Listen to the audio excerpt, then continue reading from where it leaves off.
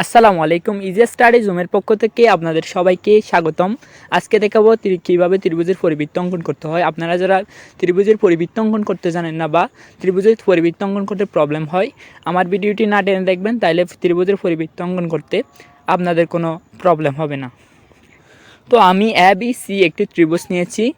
আমাকে প্রথমে ডিসাইড করতে হবে ত্রিভুজের কোন দুইটি বাহুকে সমান দুই ভাগে ভাগ করব বা সমদ্বিখণ্ডিত করব। তো আমি প্রথমে এস সি এবং বিসি বাহুকে সমান দুই ভাগে ভাগ করতেছি। পেন্সিল কম্পাস বসিয়ে এ বিন্দুতে দুটি বৃত্তচাপ ও বাহুর অর্ধেকের বেশি ব্যাসার্ধ নিয়ে,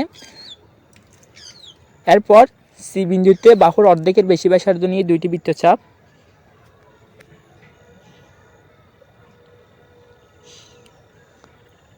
দেখেন বৃত্তচাপগুলো দুইটি বিন্দুতে সেট করেছে। তো আমি দুইটা বিন্দু যোগ করে দিব, অর্থাৎ একটি রশ্মি অঙ্কন করব।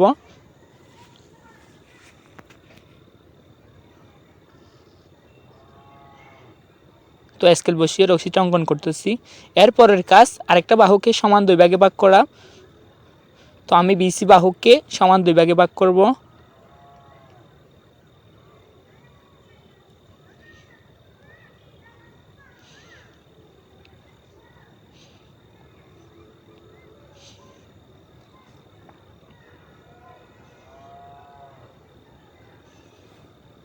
এখন সি বিন্দুতে বসিয়ে বাহুর অর্ধেকের বেশি ব্যাসার্ধ নিয়ে দুইটি বৃত্তচাপ বাহুর উভয় পাশে।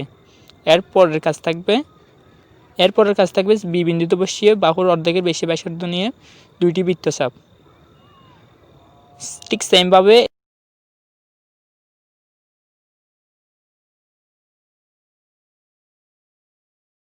আমি এখন স্কেল বসিয়ে একটি রশ্মি অঙ্কন করব।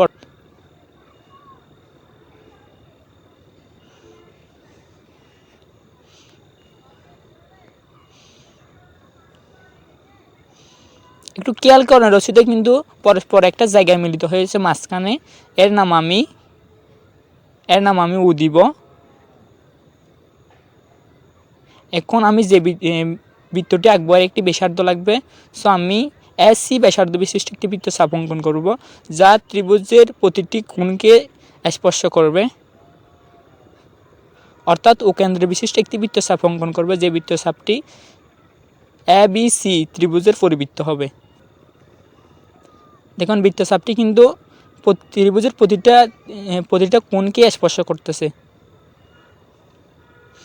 তো এখন হয়ে গেল এ বি সি ত্রিভুজের একটি পরিবৃত্ত। আমাদের ভিডিওটি ভালো লাগলে লাইক, কমেন্ট অ্যান্ড সাবস্ক্রাইব করবেন, যাতে করে আমাদের নতুন নতুন ভিডিও সবার আগে আপনি পেয়ে যান। আর কমেন্ট বক্সে জানাবেন ভিডিওটি কেমন হয়েছে। আজকের মতো এখানে বিদায় নিচ্ছি। আল্লাহ হাফেজ।